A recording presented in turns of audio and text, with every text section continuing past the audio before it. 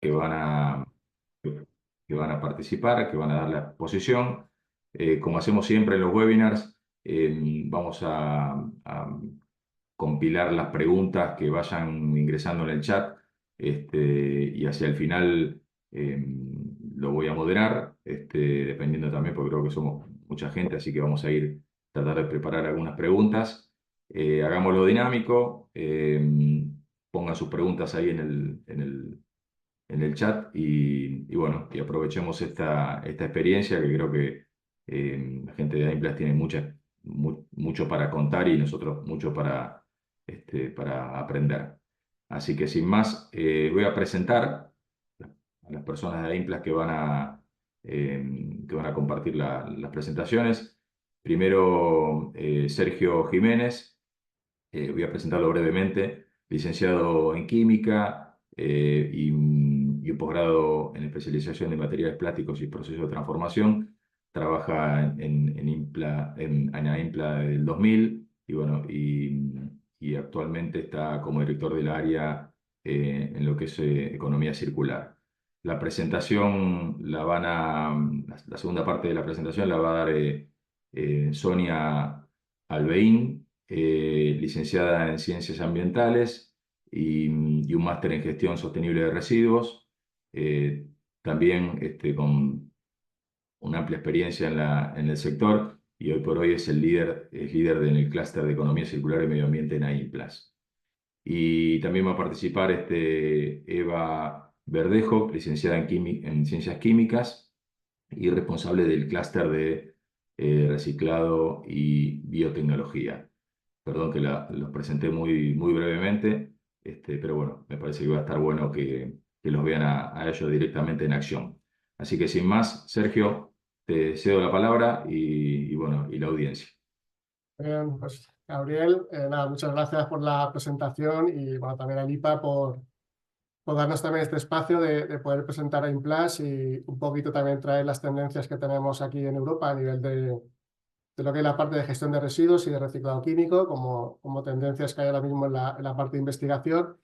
Y previamente también, pues como bueno, fruto también de este acuerdo de colaboración que teníamos con IPA, pues queríamos hacer también una pequeña introducción para presentar qué es AIMPLAS, ¿no? De alguna manera que también nos conozcan, pues bueno, qué figura es AIMPLAS, a qué nos dedicamos y cómo podemos ayudar a las empresas a través de los productos y servicios que hacemos.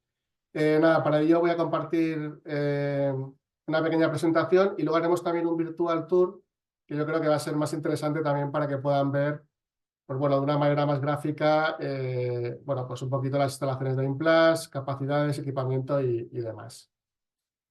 Bueno, nosotros somos un centro tecnológico. El centro tecnológico estamos focalizados en el sector de los materiales plásticos.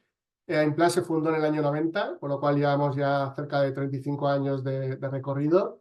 Y los centros tecnológicos aquí en España surgen como una entidad que sirve de puente entre lo que es la investigación, digamos, más básica que hacen sobre todo los grupos universitarios, la investigación que se hace a través de la universidad, para llevarla a las empresas. De alguna manera, nuestro papel fundamental es un papel de puente de todo ese conocimiento y esa investigación que se va desarrollando, seamos capaces de trasladar a nivel industrial, ¿no? Para que las empresas puedan hacer productos y servicios que acaben en el mercado, ¿no? Y que den, por tanto, un valor y generen tanto riqueza como empleo. Con lo cual, toda nuestra investigación siempre es aplicada con empresas.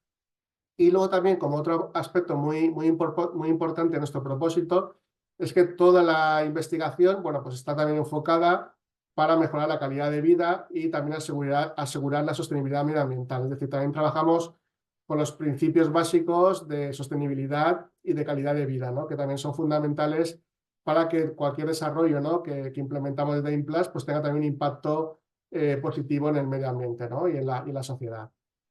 Bueno, aquí tienen algunas cifras. Actualmente, bueno, estas son cifras de cierre del año 2023. Actualmente somos algo más de 250 personas en plantilla. Tenemos 3.300 clientes activos, 840 empresas asociadas y, bueno, cerramos el año pasado con un poco más de 21 millones de euros de ingresos. Y un poco, abajo están viendo los tres, digamos, servicios o tipología de servicios que hacemos. Una es la parte de I+D+I. El año pasado hicimos 279 proyectos, todos con empresas. Unos 7.500 servicios tecnológicos, que fundamentalmente son servicios o bien de asesoramiento o bien de laboratorios. Y luego también más de 200 acciones formativas, donde tenemos también, como veremos luego a continuación, un amplio espectro también de cursos de formación. Bueno, como le comentaba, estas tres patas que tenemos dentro de nuestra actividad, bueno, pues representan, en el caso de la I+D+I, es un 70% de nuestra actividad. Aquí, sobre todo, pues trabajamos en proyectos con empresas pues, para desarrollar nuevos productos, nuevos procesos, nuevas tecnologías que implementamos pues a través de la investigación, ¿no? Que, como luego también en el vídeo veremos. El 23% sería la parte de servicios tecnológicos, la parte de laboratorios, analítica, asesoramiento, tema de consultoría, y un 5% de nuestra actividad de formación. A pesar de que en porcentaje es pequeño, como hemos visto también, el número de acciones es muy importante, ¿no? Con más de 200 acciones.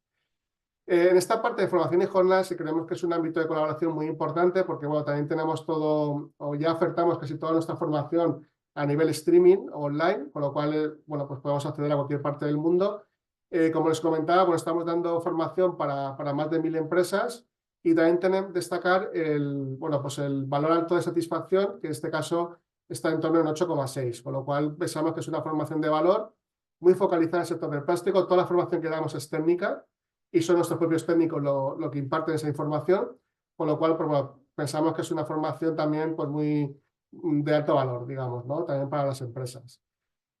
Hacemos cualquier tipo de formación, tanto tenemos un programa nuestro abierto propio, tanto online, webinars como presencial, y luego también formación a medida para empresas, ¿no? Ya un poco customizada a lo que la empresa necesita y requiere. Bueno, aquí les he mostrado algunos ejemplos quizá de las formaciones más representativas. Estos son los títulos profesionales que he ido desarrollando en IMPLAS. Tenemos alguno más, pero bueno, hemos ido desarrollando unos títulos que tienen un alto reconocimiento a nivel de lo que es el sector. Teniendo en cuenta que aquí en España no hay una titulación en polímeros o en plástico como tal, pues bueno, al final las personas que están trabajando en nuestro sector pues vienen pues tanto de la ingeniería o de química o de otras carreras científicas y con esos títulos complementan muy bien su formación académica, ¿no? Con lo cual tiene un alto valor, pues bueno, desde el título profesional de materiales plásticos, que sería un poco el más transversal y más básico, a luego ya títulos más específicos según la actividad que vamos a desarrollar. Por ejemplo, el tema de calidad, o el tema de materiales reciclados, o incluso también en economía circular. Con lo cual, bueno, pues es una parte de nuestra formación, quizá la de mayor relevancia, pero bueno, ya digo que hacemos cualquier tipo de cursos, tanto a medida, abiertos, online, etc. También organizamos jornadas y eventos de referencia. Bueno, pues tocamos casi todos los palos, digamos, que están ahora en vigor, pues desde el tema de legislación, reciclado, biopolímeros, packaging, temas de caracterización y control de calidad. Bueno, son seminarios que vamos haciendo cíclicamente y que se van repitiendo también a lo largo del tiempo, ¿no? Con el contenido actualizado. Y luego también, por un poco entrar en la parte del Virtual Tour, pues bueno, comentarios que tenemos actualmente 12.000 metros cuadrados de instalaciones con los últimos avances tecnológicos, de los cuales 6.500 estarían destinados a plantas piloto, 4.500 a laboratorios y unos 1.000 metros cuadrados de aulas de formación. Entonces, nada, a continuación voy a mostrar el vídeo.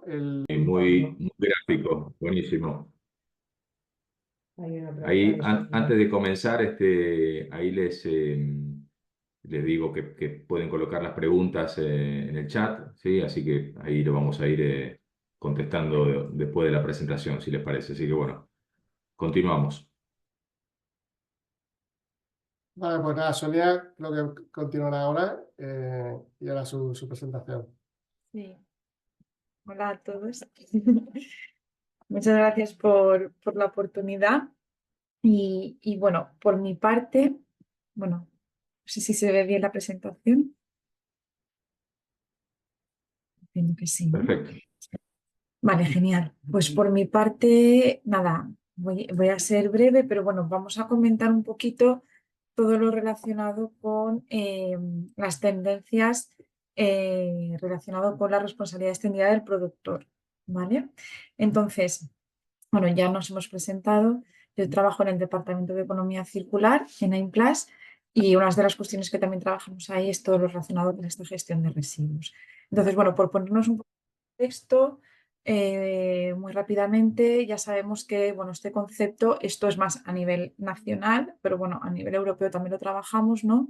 Que esta responsabilidad ampliada pues es estas medidas, ¿no? Que tienen que garantizar que estos productores están cumpliendo con ciertos criterios que ahora luego vamos a ver un poco más en detalle, ¿vale? Ya sea a nivel financiero o a nivel de asegurar temas de ecodiseño, análisis de ciclo de vida y demás. Entonces, bueno, aquí en algunos ejemplos o en algunas diapositivas vamos a ver que está un poco más focalizado a envases.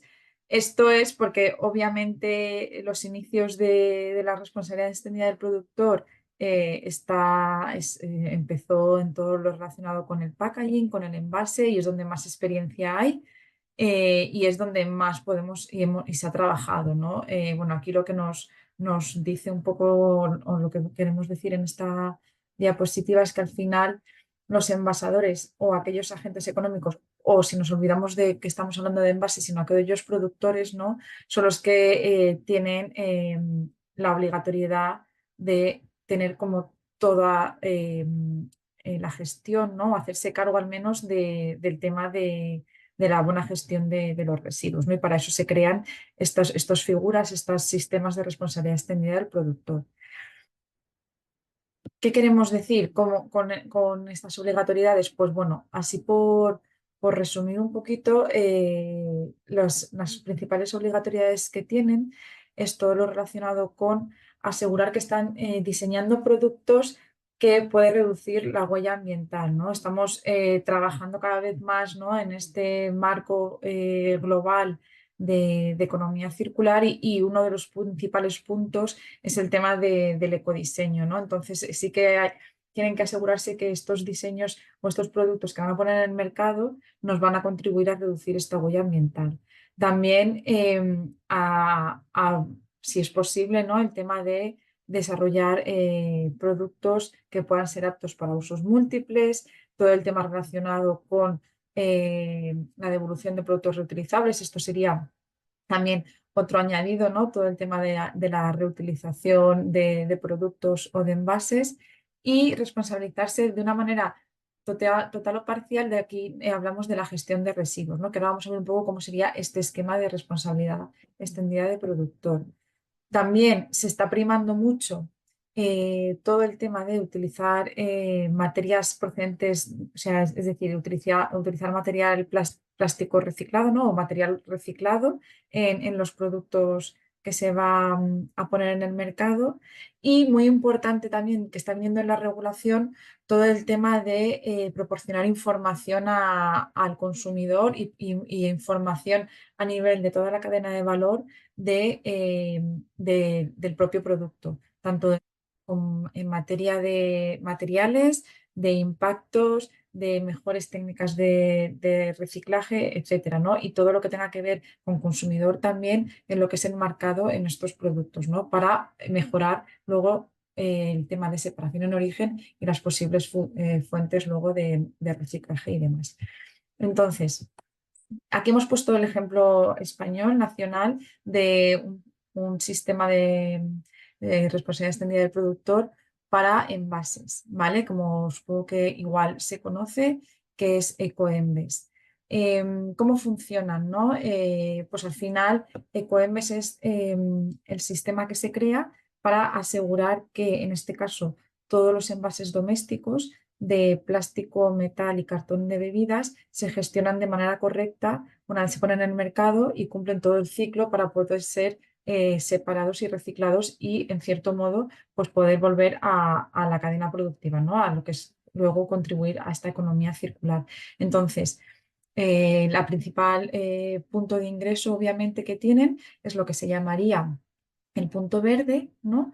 Que es lo que los envasadores, los que están poniendo el envase en el mercado, pues pagan para asegurarse que esta gestión óptima se cumple, ¿vale? Después de ahí, bueno, el sistema se hace cargo también de una manera parcial o total de la recogida selectiva de los materiales a los que le atañen y pues todo el ciclo, ¿no?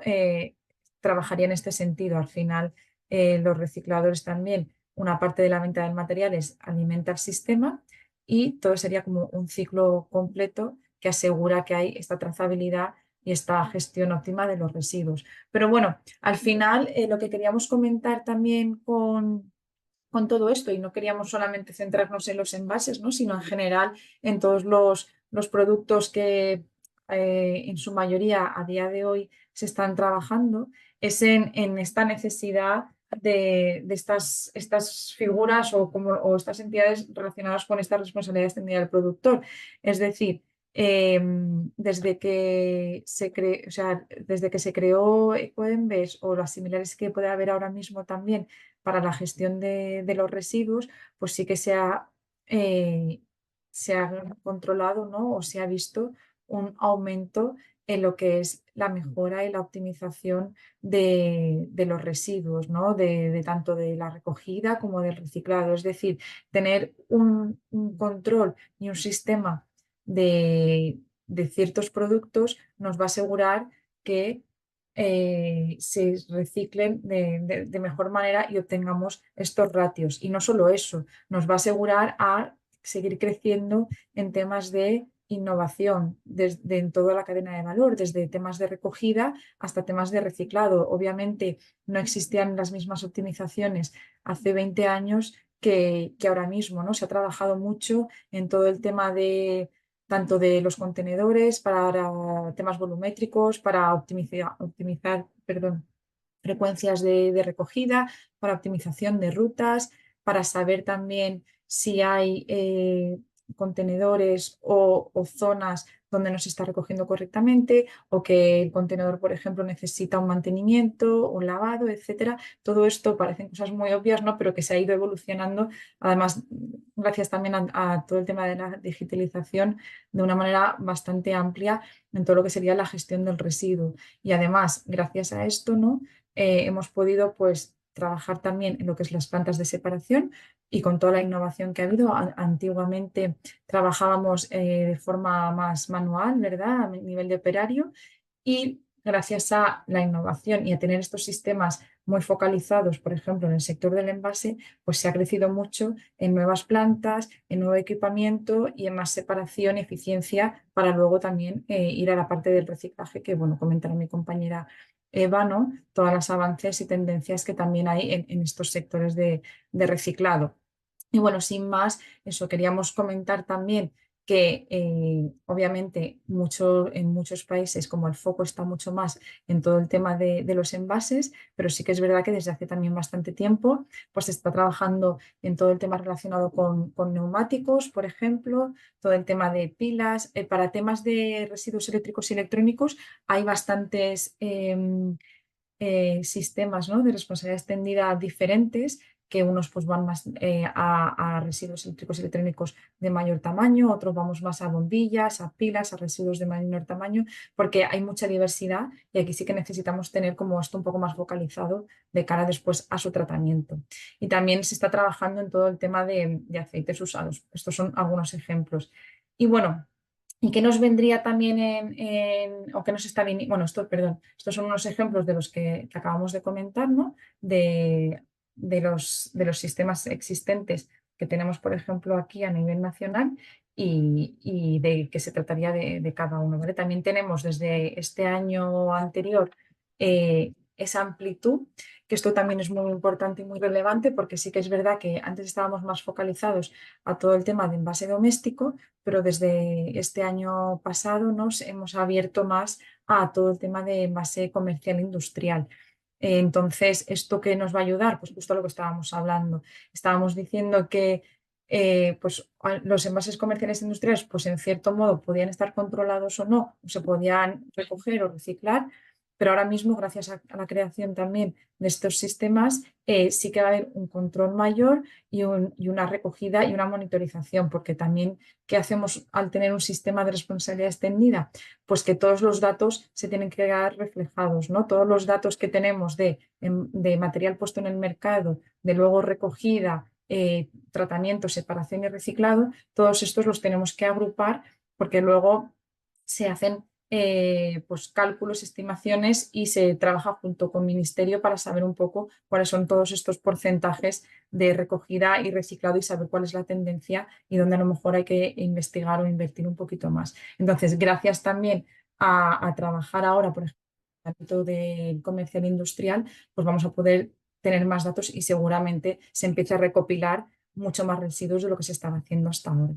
Y en este sentido, ahora sí, lo que nos vendrá y lo que ya se está trabajando también es en otros nichos de mercado, ¿vale? Por ahora tenemos, y todo esto nos viene porque a nivel, bueno, europeo y global, ¿no? Se han detectado que hay nichos de mercado que son interesantes y también por la directiva de plásticos de un solo uso se vio que los principales productos que podían ser como un problema, ¿no? De contaminación también en general, pero también más focalizado a la parte marina, eran unos top 10. Y de esos top 10, entre otros, se han detectado que en estos se puede trabajar sistemas de responsabilidad extendida del productor.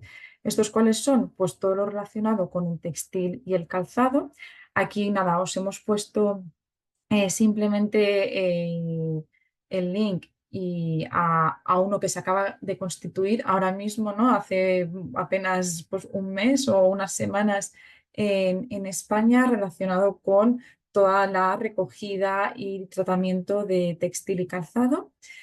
Aquí también en AIMPLAS estamos trabajando mucho también en ayudar a las empresas, ¿no? O a las diferentes empresas o la cadena de valor a impulsar estos sistemas, a ver un poco cuáles serían los puntos o las limitaciones por la experiencia que tenemos en gestión de residuos y en reciclado, ¿no? Entonces, todo esto es súper positivo porque podemos ayudar a las empresas a tener esa visión global de si quiero constituir un scrap o quiero trabajar en otros nichos de mercado que ahora no están, ¿qué necesito a la hora de luego realmente constituirlo? Entonces, en todo el tema de textil, artes de pesca y demás, hemos trabajado mucho también a nivel de reciclaje y tenemos datos bastante buenos para poder luego escalarlos a nivel industrial.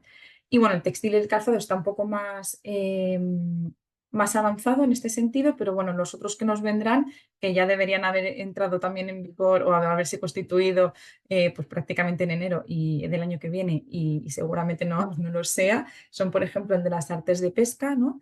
Que también va a existir una obligatoriedad para todo lo que tenga que ver con artes de pesca, desde las redes hasta todo lo que se utiliza para la pesca de captación de pulpos, etcétera, ¿no? Entonces, todo esto vamos a tenerlo que controlar y no solamente controlar, sino lo que es toda la cadena de valor, tener instalaciones hábiles para poder tratarlo y reciclarlo, ¿no? Y lo mismo, hace también unas semanas salió otra regulación ya más específica. Ya nos lo decían a nivel europeo y a nivel nacional que se tiene que trabajar en esto, pero ya nos salió una a nivel más específico con los productos de tabaco que llevan filtro o los propios filtros para el uso del tabaco, ¿no?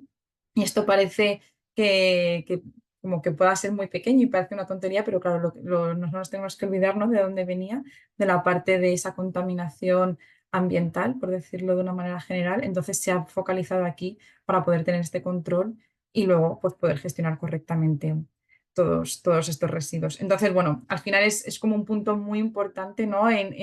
Para desarrollo en las ciudades y en los países que existan estas figuras de responsabilidad extendida porque nos va a asegurar que donde estemos trabajando dentro de estos sistemas de responsabilidad, pues vamos a asegurarnos de que va a haber un buen tratamiento de residuo y que el fin es obtener un reciclaje óptimo para fabricar pues, nuevos productos.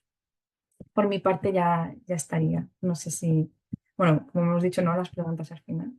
Entonces, No, muchas buenísimo, gracias. gracias Sonia. Sí, hay algunas preguntas ya que me mandan hasta por otros medios, así que, pero vamos a dejar para el final si les parece. Muy, Sí, muy, sí, muy sí, bueno. perfecto, gracias. Gracias. Bueno, pues Continuamos. continuamos. Pues nada, buen día a todos y espero que estén viendo mi pantalla y que vean un poco el... No sé si lo ven a pantalla completa. No, No, se pues ve, se ve Todavía no, A es ver, que le ahora. cuesta un poquito. Todo está como el día. Aquí tenemos el día gris, pues también el ordenador. Nada, buen día. Nada, pues un poquito siguiendo con el hilo de mis compañeros, yo voy a hacer un poquito de hincapié en todo lo que es el reciclado químico, ¿verdad? Un poquito haciendo unas pequeñas pinceladas de lo que es de lo que supone este reciclado a nivel global, para luego ver un poquito cómo se está viendo desde el punto de vista de Europa y cuáles son los puntos favorables para que este tipo de reciclado entre en mercado y cuáles son un poco los impedimentos. Hay que tener en cuenta una cosa muy importante. Antes hemos visto la responsabilidad extendida del productor y este aspecto lo que está planteando, lo que debe generar es una gran cantidad de residuos, sobre todo gestionados, es decir, ya concentrado en distintos puntos.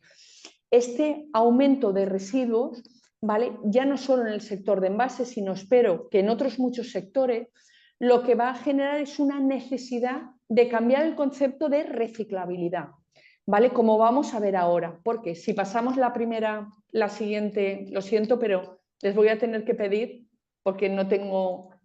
Vale. Vamos a encontrarnos con que ya no solo tenemos un reciclaje, sino que vamos a tener muchos otros reciclajes, como ahora veremos. Pero siempre nosotros vamos a seguir hablando de lo que es la jerarquía de residuos, donde vamos a trabajar en una prevención, en una reducción del residuo, en un concepto de ecodiseño para reducir, para hacer unos productos más inteligentes. Luego, un concepto de todo el tema de preparación para la reutilización, buscando tratar un producto de no un solo uso, sino de que sea más de un uso, por lo tanto lo tendremos que trabajar, lo tendremos que limpiar, lo tendremos que acondicionar. Luego tendremos una parte muy principal, que es la parte del reciclado, donde vamos a introducir todas estas tecnologías que van a sumar al reciclado mecánico para obtener otra vez un valor, un material que se puede reintroducir en el proceso productivo. Luego tendremos otro tipo de valorizaciones, donde ahí realmente, normalmente, digamos, la principal será la valorización energética, con el objetivo de obtener esa energía, ¿verdad?, que también es importante para nuestros procesos, es algo a tener que pensar. Y luego ya en el último punto, el concepto de eliminación, que principalmente nos vamos a entrar a lo que es vertedero o una incineración sin recuperación energética. Entonces, si pasamos flechas, seguimos la otra transparencia, lo que tendremos que ver es desde el punto de vista de la cadena de valor, nos vamos a encontrar los diferentes reciclajes. Y aquí quiero que se fijen un poco en este esquema, que pretende ser muy sencillo, y yo les explico un poco cuál es el concepto principal. Nosotros, a partir de una serie de moléculas más sencillas, y nos vamos de izquierda a derecha, ¿vale?, generamos una serie de hidrocarburos, que muchos de ellos lógicamente proceden de petróleo, que sabemos que nuestras petroquímicas van a producir esa transformación y obtener esos monómeros, ¿vale? Esos monómeros que además vamos a seguir polimerizando, vamos a tener el polímero le vamos a añadir una serie de aditivos y vamos a obtener, pues bueno, un complejo, nuestro compón plástico, nuestro material ya aditivado, con el que vamos a generar un producto y después de su fin de vida, después de su vida útil, vamos a obtener un residuo. Desde este punto de vista de la cadena de valor, nos vamos a encontrar con las distintas posibilidades de reciclado que nos van a dar los diferentes materiales o sustancias, ¿vale? Importante. Aquí vamos a ver los principales tipos de reciclado que nos vamos a encontrar, que además queremos que sean complementarios. E importante, fíjense que conforme nos alejamos, digamos, del residuo o de ese producto inicial que tenemos, pues lógicamente vamos a obtener unos procesos de reciclaje más complejos, a priori, más caros económicamente y más caros a nivel ambiental. Esto siempre desde el punto de vista generalista, ¿vale? Luego hay que mirar, como siempre, caso por caso. Fíjense que el primer digamos, eslabón o, la primera vaga, tenemos el reciclado mecánico, en el sentido de que nosotros vamos a coger el residuo, vamos a triturar, vamos a lavarlo, vamos a separar y al final, ¿qué obtenemos? Pues un triturado o una granza, ¿vale? Un pellet, donde ahí van a estar contenidos tanto el polímero como todos los aditivos. Por eso es en concepto que nosotros nos vamos a ir a ese material, a ese compound ya, con todos los componentes de nuestra formulación existente. Y a partir de ahí haremos un producto u otro. En cambio, cuando yo quiero, por ejemplo, eliminar una serie de aditivos, porque ya veremos, pueden ser problemáticos, yo lo que voy a necesitar es extraer de ese compound, ¿verdad? De ese residuo inicial, aparte de hacer el triturado, lavado, todo este tipo de procesos, yo voy a requerir alguna operación especial donde yo voy a disolver o voy a extraer el polímero o los aditivos, con la finalidad de quedar el polímero puro que luego voy a tener que aditivar y seguir en la cadena de valor. Pero puedo ir más allá mediante un reciclado de tipo o bien químico o bien biológico, es decir, mediante disolventes o agentes químicos o bien enzimas, donde yo lo que voy a hacer es romper la cadena polimérica. Voy con la finalidad de ir a mi monómero de partida. Esto piénsenlo en lo importante que puede ser, por ejemplo, ya no solo por los polímeros más tradicionales, como por ejemplo puede ser un PET o un policarbonato o una poliamida, sino también en polímeros donde nos encontramos a todos los materiales de tipo termoestable, háblense de resinas epoxi, de resinas poliéster, de poliuretanos termoestables, donde procesos normales de reciclado mecánico no son capaces de darnos otra vez el concepto de polímero, sino que entraríamos a reciclado como un aspecto de carga. En cambio, si yo rompo la cadena, obtengo otra vez esos monómeros, por supuesto los tengo que polimerizar y volver a llegar a la cadena. De la misma forma, hay con esa ruptura de cadena, pero si voy de una forma, en vez de tan controlada para obtener el monómero, yo voy de una forma, entiéndanme, un poquito más descontrolada a nivel de temperatura, elevar mucho la temperatura, yo voy a romper todas las cadenas poliméricas y voy a hacer pequeños fragmentos de cadena, donde yo me voy a ir a una obtención de los hidrocarburos. Es un poco sustituir el concepto de petróleo, ¿vale?, por un concepto directamente de residuo. Y esto lo puedo hacer a través de pirólisis o gasificación. Y, por supuesto, un poquito más para allá, yo, igual que antes utilizaba la degradación enzimática para obtener monómeros, puedo ir un poco más allá y utilizarla de una forma un poquito distinta o con otros microorganismos un poco diferente para obtener esas sustancias, ¿vale?, como es un CO2, como es un metano, como es un nitrógeno, que yo lo puedo utilizar en esa misma cadena polimérica o en cualquier otro. Esta es la realidad, esta es en lo que nos enfrentamos ahora. Un montón, pero un montón de posibilidades de mundos de reciclado que están de forma conjunta y que todas deben encontrar su valor en el mercado, ¿vale? Entonces, si pasamos un poco la transparencia, y discúlpenme, veremos el siguiente, que aquí salen un montón, bueno, de opciones. Fíjense, esta gráfica, que luego si le damos unas cuantas veces empezaremos a ver flechas por todos los lados, lo que estamos mirando es un concepto muy sencillito. Y fíjense, yo tengo un residuo, ¿vale? Ahí nos paramos. Gracias. Yo tengo un residuo, imagínense un PET. Yo lo puedo entrar en botellas, en bandejas, en mezclas de envase, puedo tener poliéster en textil, puedo tener residuos que ha trabajado el propio reciclador. Bueno, pues frente a todos estos residuos, pensando solo en el PET, por ejemplo, yo puedo hacer procesos muy distintos. Reciclado mecánico, reciclado físico, químico por solvólisis, químico por pirólisis, gasificación, puedo hacer enzimático e incluso podría hacer un proceso que es como la valorización energética, que ni siquiera es reciclaje.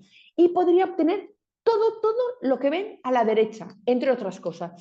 Podría tener el propio PET reciclado, ¿verdad? Que yo lo utilizaría para una aplicación, por ejemplo, de botella, o para lámina, o para textil, o para fleje, o para un montón de cosas. Pero puedo tener un ácido tereftálico, puedo tener un BHT, puedo tener un aceite pirolítico, puedo hacer un gas de síntesis, que además ese PTA o ese BHT puedo, polimerizando, obtener un PET reciclado. O a partir del aceite pirolítico, que no es el PET el mejor polímero para pirolizar, puedo obtener un PET reciclado. A partir del gas de síntesis puedo obtener un PET reciclado. Pero incluso divertido, a partir de muchas de esas sustancias intermedias, puedo obtener directamente otros polímeros o sustancias completamente diferentes. Puedo obtener, por ejemplo, un poliuretano, ¿vale? Puedo obtener, en algunos casos, poliamida. Puedo obtener otro tipo de sustancia que puede ser interesante porque a lo mejor no tengo mucho residuo de poliuretano en el mercado, pero sí de PET, y lo puedo trasladar a otro sector, ¿vale? Puede ser muy interesante. Por supuesto, el concepto de combustible y energía, que ya les digo que aunque puede ser como sustancia o producto, en el caso de que mediante alguno de estos procesos, incluido el de pirólisis, obtenga algo que no sea un material o una sustancia, sea una energía, desde el punto de vista legal en Europa, nosotros lo consideraríamos valorización energética. Bien, si seguimos pasando, ahora lo que quería señalarles es en estos dos gráficos, ¿vale? Un poco el de la izquierda con ese fondo un poquito más azulado, verdoso, ¿verdad?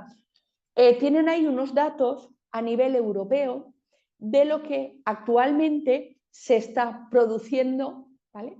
En plásticos, y de todos los plásticos que estamos produciendo, ¿cuántos se corresponden a los plásticos, los denominados plásticos circulares? Plásticos circulares que, aparte de los plásticos que tienen un origen, ¿verdad?, biobasado, de origen, por ejemplo, de residuos orgánicos, que se pueden hacer algunos polímeros, ¿vale?, y que están en el mercado y pueden ser interesantes por sus aspectos ambientales. Fíjense, ¿vale?, en los otros valores también, donde, ¿vale?, ese reciclado mecánico preconsumo, ¿verdad?, con un tono así un poquito más moradito, reciclado mecánico postconsumo, con ese tono más azulado, y en un tono muy rojo, que no lo verán apenas, ¿verdad?, porque es ese 0,1% del total. Estamos hablando, ¿verdad?, de ya productos que ya se están produciendo a partir de un reciclado químico. Si se dan cuenta, ahí ven la evolución de Europa, donde todavía es muy pequeñita la producción, muy pequeñita, de plásticos circulares. Pero en los próximos años se espera, y más que se espera, se necesita que vaya creciendo mucho más toda la parte de reciclado mecánico post-consumo y la de reciclado químico. Además, ya les digo que es una tendencia en Europa que cuando nosotros hablemos de reciclado, de contenido en reciclado de los productos, cada vez más la parte de preconsumo la llevaríamos un poquito a la espalda y solo contabilizaríamos para objetivo los reciclados post-consumo, porque se entienden que son los difíciles de conseguir y tienen una validez ambiental mucho mayor. Si se dan cuenta también, les hemos puesto, ¿verdad?, ese gráfico circular así de fragmentos, donde, lo dicho, con el fondo más verdecito, ¿verdad?, tienen la parte de Europa, y en la parte de la derecha, con ese fondo más rosa, más salmón, tienen la producción a nivel mundial. Si se dan cuenta, el porcentaje de circulares, ¿verdad?, frente a la de origen petroquímico, pues es mucho menor con respecto a Europa. ¿Eso por qué es así? Bueno, porque Europa ha apostado por esos plásticos circulares como algo importante. Además, esto no es solo por un tema ambiental, es por un tema estratégico, y es porque tienen que pensar que para Europa es muy importante que tener materias primas europeas, ¿vale?, por un tema de, lógicamente, afianzamiento, fortalecimiento de la propia industria. No quiere depender de otros países externos. Por lo tanto, la obtención de plásticos a partir de residuos que se generan de forma local, ¿vale? Es muy interesante en cuanto a la estrategia económica de Europa. Entonces está apostando de una forma muy importante. Pero claro, ¿cuál es la realidad? Si pasamos una transparencia, ¿vale? Nos encontramos con la legislación. Y en esa legislación vamos a ver dos legislaciones importantes. La primera es el reciclado en contacto con alimentos. ¿Y por qué es importante? Fíjense, porque en la legislación va sumada por mucha más legislación a nivel europeo, ¿vale? Y les comento, a nivel de Europa se están marcando objetivos de contenido en reciclado muy, muy, muy importantes, ¿vale? Pero lógicamente hay que jugar siempre con la aplicación a donde van dirigidos. Bien, cuando nos encontramos en el sector de envase, donde se están poniendo ya unos objetivos de contenido muy importantes, nos encontramos con que tenemos una legislación muy fuerte en cuanto a asegurar, ¿verdad?, esa seguridad alimentaria, tener certeza de esa seguridad alimentaria. Y en ese sentido, el tema de reciclado en contacto con alimentos, hay dos reglamentos principales que les hemos puesto ahí, ¿verdad? El reglamento 1616 del 2022 y el reglamento 10 del 2011, que luego han habido muchas modificaciones, pero esos son los bases. Lo que nos dice es las características que debe cumplir el material reciclado para estar en esa aplicación, ¿verdad? ¿Qué es lo que pasa en la actualidad a nivel de nuestra legislación europea? Que todo aquello que no sea PET reciclado, ¿vale?, bajo un reciclado mecánico, pues es muy difícil de poner en contacto con alimentos. Es decir, todo el polipropileno, todo el polietileno que tenemos, por ejemplo, y otros materiales, pero principalmente estos dos que saben que son muy mayoritarios, es muy difícil mediante reciclado mecánico, ¿vale?, poder llegar a estos requerimientos de seguridad alimentaria. Por eso es muy importante que se desarrollen otros tipos de reciclado que cumplan especificaciones. Y en ese sentido, el reciclado químico ayuda mucho. ¿Por qué? Porque yo directamente me voy a monómero o me voy directamente a ese gas pirolítico que me sustituye al petróleo. Por lo tanto, a partir de ahí, todo el concepto de purificación y demás que nos quiere la seguridad alimentaria lo podemos conseguir. Esto también nos va a ocurrir para otros sectores, por ejemplo, automoción. Decirle que ahora a nivel europeo nos viene una legislación que nos está diciendo, miren, todo el plástico que ustedes pongan en automoción, ¿vale?, de todo el plástico, el 25% tiene que ser material reciclado postconsumo. Y de ese 25%, el 25% debe proceder de vehículos fuera de uso. ¿Eso qué implica? Pues piensen en el sector automoción tan exigente con los requerimientos, ¿vale? Necesitamos homologar nuestras piezas, necesitamos unos colores muy homogéneos, necesitamos una eliminación de olor, necesitamos unos requerimientos físicos y mecánicos muy altos. ¿Qué es lo que pasa? Bueno, pues que el reciclado mecánico tiene que seguir evolucionando para dar solución a eso, pero el reciclado químico puede complementar perfectamente, y no se equivoquen, el reciclado físico también, para alcanzar esas especificaciones, muy importante. Y además, la segunda legislación que les quería dar dos pinceladas es el REACH, el reglamento, ¿verdad?, del 2006, el 1907, que hace una especial relevancia. Si conocen un poquito este tipo de legislación, nos sirve para ver la seguridad de sustancias y productos. Y ahí lo que nos está muy relacionado con las fichas de seguridad de esas sustancias y de materiales. Y saben, o si no les comento, ¿vale?, que de forma continua, cada 6 meses más o menos, nos aparece un listado de sustancias que se están investigando, poniendo límites para su comercialización, incluso restringiendo totalmente. ¿Qué es lo que pasa? Fíjense que cuando yo, por ejemplo, tengo un residuo, por ejemplo, de construcción de vehículos fuera de uso, de eléctrico electrónico, donde tengo un producto de una vida larga, ¿verdad?, de distintos años, ¿qué pasa? Que cuando yo puse en el mercado ese producto, cumplía perfectamente REACH. ¿Vale? Al cabo de 10 años, 15 años, 20 años, 40 años como es construcción, ¿vale? Pues ¿qué pasa? Que el REACH ha cambiado 58 veces y hay muchos aditivos que han sido restringidos. Es lo que pasa que yo a lo mejor podría reciclar mecánicamente perfectamente ese residuo que estoy generando ahora, ¿vale? Pero si lo hago mecánicamente, seguirá teniendo aditivos que ahora pueden estar prohibidos comercialmente. Por lo tanto, no lo podría comercializar, que requiere una extracción de aditivos y demás, como hemos comentado que podíamos hacer en reciclado físico. Ese es el concepto de las sustancias heredadas. La legislación nos está viendo a mayor calidad, mayor seguridad y mayores restricciones por todos los sitios. Por lo tanto, es importante. ¿Qué tenemos en contra de la legislación? Si pasamos la otra transparencia lo vemos. Vale. La legislación a nivel europeo tiene cosas que contestar. ¿Por qué? Porque ya lo hemos dicho antes, si se obtiene combustible o energía no es reciclado, es valorización energética. Por lo tanto, ojo con pirólisis y demás. Podemos poner plantas de pirólisis, pero tendremos que tener muy claro hacia dónde va nuestro aceite pirolítico, hasta qué aplicación. Si es todo reciclado químico, si es valorización energética o tiene un tanto por cien. Además, el siguiente punto que lo pasamos directamente es cómo se traza el contenido de reciclado.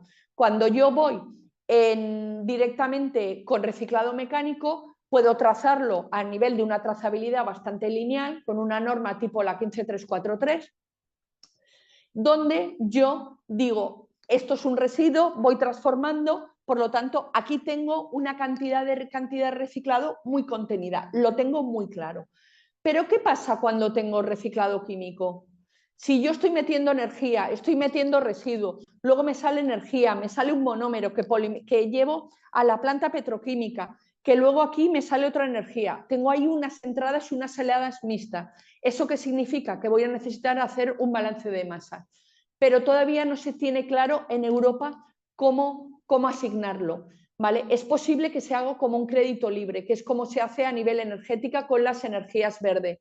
Es decir, yo entro una cantidad de residuo, yo al final saco una cantidad de material reciclado, pero entre medio también estoy trabajando con material virgen. Bueno, pues en algún momento yo, en vez de asignar a todos el mismo porcentaje de reciclado, puedo reasignar un poco teóricamente en mi totalidad este material virgen, todo para aquí, esto es virgen, y este material reciclado, que sea pequeñito, todo para aquí, y por lo tanto puedo hacer productos de material reciclado 100%. Eso, junto con algunos otros créditos geográficos y demás, está un poco muy liado en Europa, y eso hace que no termine de definirse muy bien y que nos falte alguna legislación que debería avanzar todo este tema. Y algo también muy importante, ¿es igual de válido el reciclado mecánico y el químico? Antes lo hemos dicho, con el gráfico, ¿no? Cuanto más abríamos es más caro ambientalmente y económico. Es importante, en teoría voy a tener que ver el rendimiento técnico, la viabilidad ambiental y la económica. ¿Vale? Y eso es importante, necesitamos análisis de ciclo de vida, necesitamos conocer muy bien los productos, cómo trabajarlo, porque además es importante, deben ser complementarios y no competir por el mismo residuo. Si realmente compiten por el mismo residuo para la misma aplicación, realmente estaremos fracasando. Entonces es importante trabajar en ese sentido. Por hablar de conclusiones, pasamos ya al final. Nada, simplemente la industria debe aportar por las diferentes tecnologías de reciclaje, con una solo no nos sirve. La complementariedad es la base para alcanzar los objetivos de circularidad y neutralidad climática que queremos. Tenemos que reducir nuestro CO2, lo tenemos claro. Hay una diferente situación en las tecnologías de reciclaje. Necesito implementación, inversión, apoyo financiero, legislación clara, importante. Y ya por terminar, el punto de que es necesaria la transformación de residuos en recursos. Bueno, pues esto es un poco lo que les quería comentar con estas incidencias que hemos tenido en verdad en la presentación, pero que por suerte nuestros compañeros del IPA, ¿verdad? Pues los han sabido resolver. Así que nada, muchísimas gracias. Muchas gracias. En muchos casos como que yo tenía algunas preguntas, pero iba anotando, pero después me las iba respondiendo en la próxima transparencia, así que medio como me quedé sin preguntas. No, pero muy bueno. Voy a hacerte algunas que están en el chat y algunas que también que fui recibiendo, y lo mismo los que deseen, lo escriben en el chat o levantan la mano y los vamos viendo, ¿les parece? Acá había una de Yamila, ¿sí? Que trabaja en Plapic y justamente está en Valencia, así que en cualquier momento los va a visitar. Habla Así me de gusta. bases biodegradables, compostables. Observan que se ha incrementado la dificultad del reciclado de envases en presencias, claro, en los que son en residuos urbanos. Vos mencionabas ahí, Eva, de la parte ¿cómo se llama? De biodegradables. Sí, de parte Adelante, de sí. circulares. Sí, bueno, a ver, hay que tener en cuenta varias cosas, ¿no? A nivel europeo, bueno, hay que hablar de bioplásticos por un lado, bajo el concepto más bio, más generalista, ¿vale? Y materiales biodegradables compostables, porque al final, cuando hablamos de bioplástico, no es solo el fin de vida, sino realmente, principalmente es la renovabilidad, el origen renovable de esos biopolímeros. ¿Vale? Que es un poco donde cada vez se le da más importancia, sobre todo a nivel europeo, esa renovabilidad como reducción de CO2. ¿Vale? Está claro que dependiendo de cómo sea el polímero, el fin de vida, es decir, la gestión de ese residuo, tendrá más sentido en un sitio o en otro. ¿Vale? Fíjense que yo puedo tener un bioplástico como es un biopolietileno, ¿vale? Que su concepto es que procede de una renovabilidad, pero yo a la hora de reciclarlo lo voy a reciclar mecánicamente y lo voy a reciclar junto con mis otros polietilenos, ¿vale? Y no lo voy a distinguir y va a ir perfecto. Eso es importante, que todo lo tengamos en cuenta, ¿vale? Hay una parte de materiales renovables que además, en vez de ser, o sea, además de ser renovables, son además biodegradables compostables. Y eso es importante. ¿Por qué? Porque su finalidad o su fin de vida están diseñados para trabajarse mediante o compostabilidad o por biometanización normalmente, ¿vale? Para obtener otra serie de productos, aunque ojo, en algunos casos se podrían reciclar también mecánicamente. ¿De qué va a depender una cosa u otra? Pues un poco del uso y de las cantidades. Si tenemos cantidades grandes y tienen unas características adecuadas y tenemos un flujo interesante, seguramente su sentido sería más que se reciclaran mecánicamente y volverlos a trabajar a un ciclo mucho más cerrado, ¿vale? Lo metemos otra vez en el proceso productivo. Pero realmente, ¿para qué se diseñan estos materiales? Para normalmente acabar acompañando en el residuo a los sólidos urbanos de tipo orgánico, de forma que se junten, ¿verdad? No limpio, sino que además se han degradado ya bastante y yo los voy normalmente a una planta de compostaje industrial, ¿vale? Lógicamente a una planta de compostaje, no a un vertedero, importante, ¿vale? Pero para ello además tiene que cumplir todas las características que se cumplen en esa planta de compostaje. Entonces, ¿cuál es el problema principal que nos podemos encontrar? Varios. Primero, uno de concepto. Un material compostable jamás debe ser abandonado en el medio ambiente. ¿Vale? Eso es un vertido ilegal y no tiene sentido. No nos sirve, no. Segundo, es que yo, si lo he diseñado para estar en una planta de compostaje industrial o en una planta de compostaje doméstica, tiene que cumplir una serie de parámetros, ¿verdad?, de degradación en tiempo y en forma. ¿Qué es lo que pasa? Que si la planta de compostaje no conoce que yo le estoy metiendo plásticos compostables, primero los puede suponer que son un rechazo y los saco. Entonces he hecho el esfuerzo y encima los saco. Mal vamos. ¿Vale? Y luego, por supuesto, hay que unificar los tiempos de compostaje con los tiempos reales de la planta de compostaje, que muchas veces no coinciden exactamente con las normas. ¿Vale?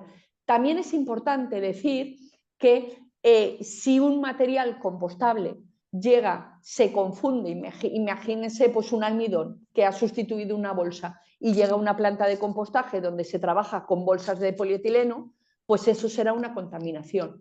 Y yo, para no disminuir la calidad del polietileno reciclado, tengo que separarlo. Entonces, por eso es tan importante, ¿no?, el saber a cada cosa dónde ponerlo. Perfecto. Eva, gracias. Muchas gracias, Eva.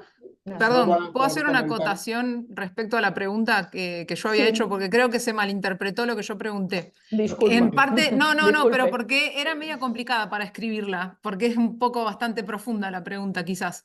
Estando acá en España, medio como que también me di cuenta de la forma en la que ustedes separan los residuos, que claramente es completamente distinto en Argentina, que prácticamente nos separamos. Mi pregunta iba a estos envases compostables y biodegradables. Cuando terminan desechados en los residuos sólidos urbanos, yo entiendo que puede ser por parte de educación ambiental o por parte de desinterés, que terminen dentro de lo que son envases tradicionales. Entonces, Sí. el reciclado mecánico de esos envases que actualmente se puede llegar a realizar, sobre todo cuando son monomaterial, porque cuando son multimaterial sabemos que no se puede o es muy complejo. Más complicado. Y ese biodegradable han visto que genera complicaciones al momento de reciclar los envases. Y lo han estudiado ustedes, o sea, ¿hay alguna estadística de que la introducción de estos biodegradables o biocompostables ha incrementado o ha disminuido la reciclabilidad de envases tradicionales? A ver, sí, a ver, yo creo que hay algunos estudios por ahí donde hablan de la influencia de los materiales compostables dentro de los distintos flujos, ¿vale? Existen seguro. ¿Qué es lo que pasa? Que al final si no somos capaces de separarlos, cada vez la incidencia va a ser mayor y eso se sabe. ¿Vale? Y es un poco el concepto de qué es mejor hacer la creación del sistema de gestión antes o después de esa introducción de materiales. Pero sí. Claro. Sí. Y volvemos a que la educación ambiental y la es educación es lo principal, ¿no? Claro, el marcado es incluso, yo por eso muchas veces lo digo, al final a veces complicamos con un material biodegradable algo que no tenía sentido hacerlo y lo deberíamos hacer a otros, ¿vale? Por ejemplo, para un envase multicapa, aunque sea complicado, hacerlo compostable, tiene mucho sentido, porque yo lo trabajo totalmente, ¿vale? Sustituir una botella de PET, por decir algo, ¿no? Por un poco entiéndanme, el top del reciclado mecánico, que lo saben, sustituirlo por un biodegradable compostable, pues no se le ve. Y ponerle que eso es sostenible, es más sostenible o más ecológico, no es realista, ¿verdad? Por eso es tan importante el dónde pongo y no solo poner ese eco por ese tema. Sí. Buenísimo. Muchas Tengo gracias. varias preguntitas, así que voy a ir ahí un poquito rápido, ¿sí? Si no les molesta. Ahí, Sonia, hay una pregunta para vos. Hay una consulta sobre Ecoembes, es del sistema de gestión. ¿Es una organización privada, mixta? ¿Cómo se organiza? ¿Quién la controla?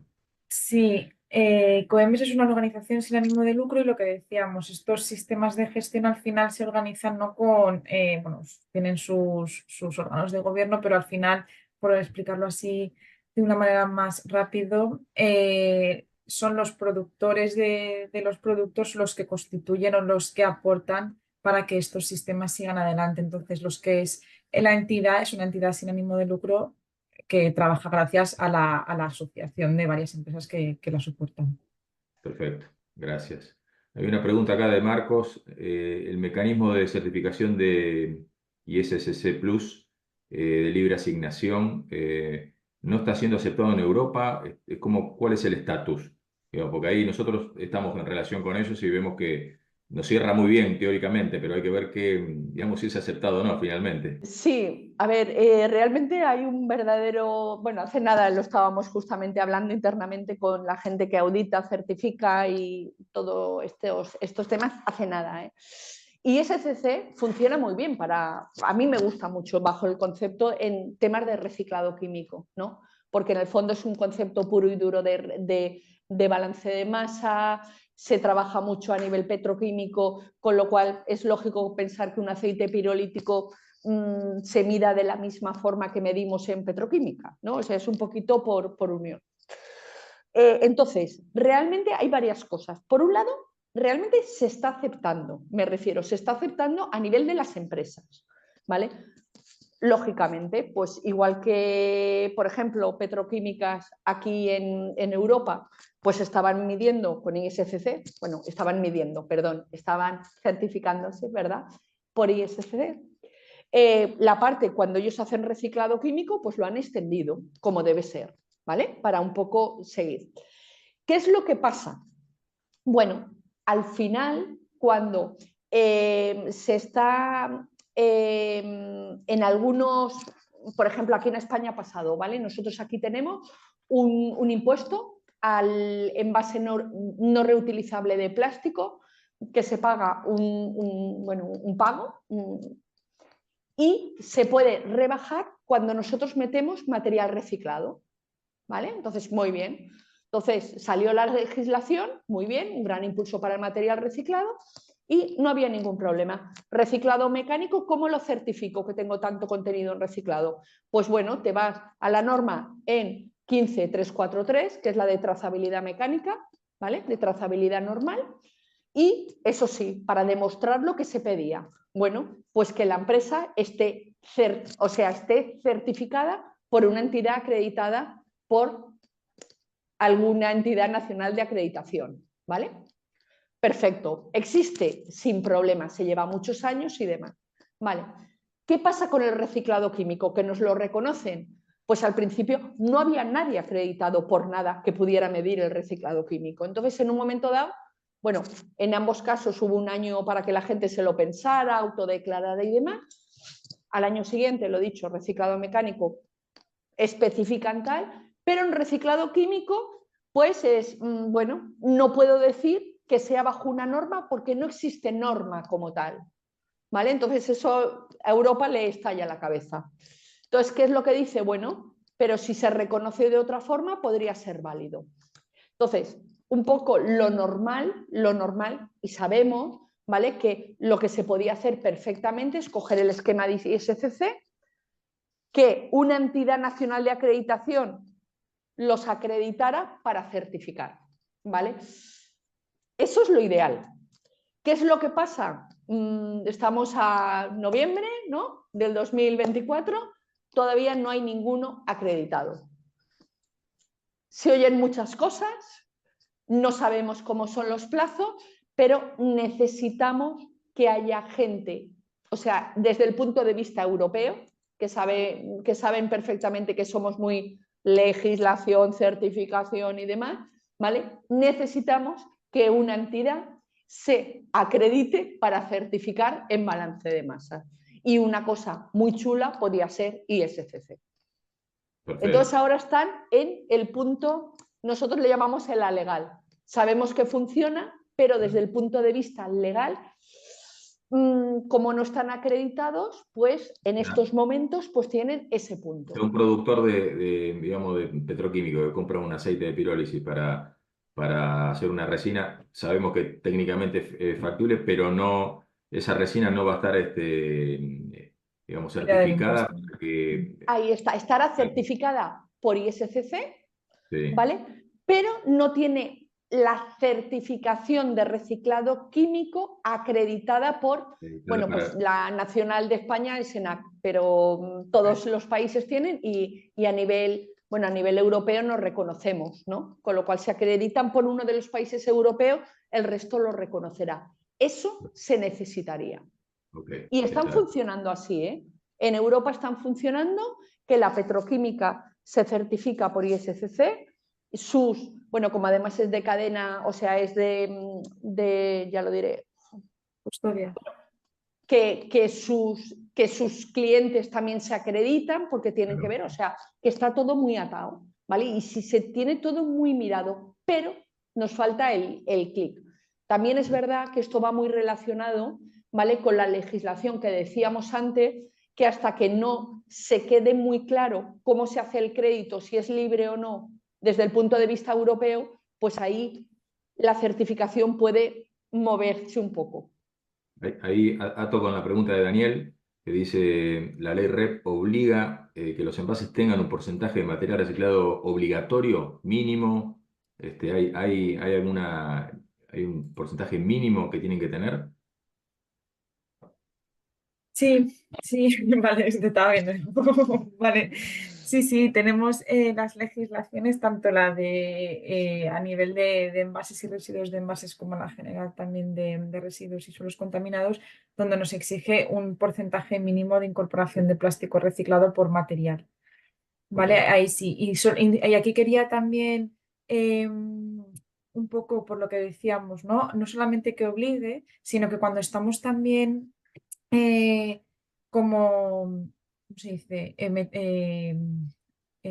Trabajando, vamos, como productores de producto en un sistema de responsabilidad extendida del productor, existe lo que se llama la ecomodulación, ¿vale? Que es algo que también habría que tener en cuenta de cara a esta tasa y a lo que comentamos con porcentaje de material plástico reciclado en producto final.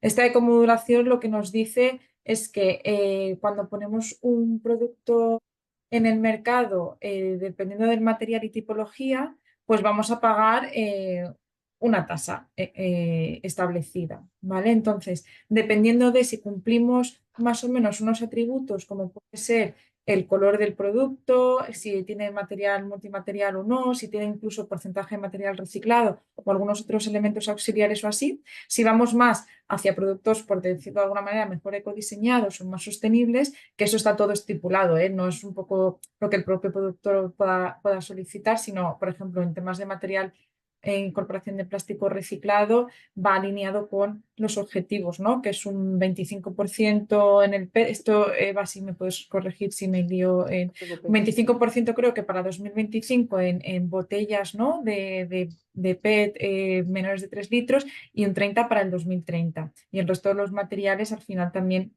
irían un poco en estos porcentajes, pero no tanto solamente en botellas, sino en generalidad de los otros materiales y productos. Esto solamente para envases, ¿vale?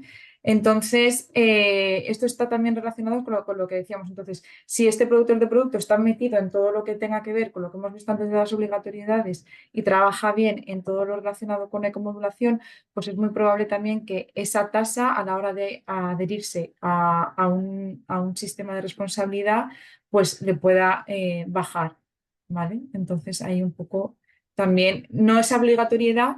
O sea, hay obligatoriedad, pero más allá de la obligatoriedad es un poco también por el tema de la acumulación, que es lo que queríamos un poco destacar. Perfecto. Voy con la última pregunta, si le parece, ahí de Federico. ¿La metodología para calcular esa tasa está determinada por ley o la deciden el sistema de gestión y la autoridad la aprueba?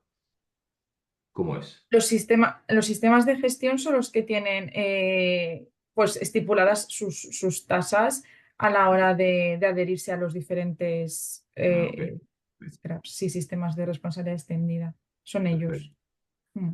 Bueno, para cumplir con el tiempo, primero agradecerle muchísimo, Sergio, Sonia, Eva, la verdad que muy bueno. Seguramente va a haber preguntas que quedaron sin responder, pero bueno, he tratado de hacer lo mejor posible.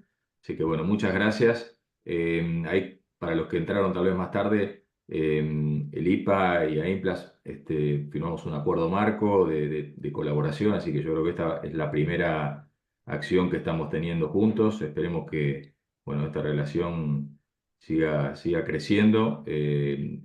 Nada, creo que este webinar justamente estuvo enfocado en lo que está ocurriendo en Europa, que nosotros lo vemos como decía, como leading case, seguimos cómo está evolucionando todo, por eso tanto interés y tantas preguntas.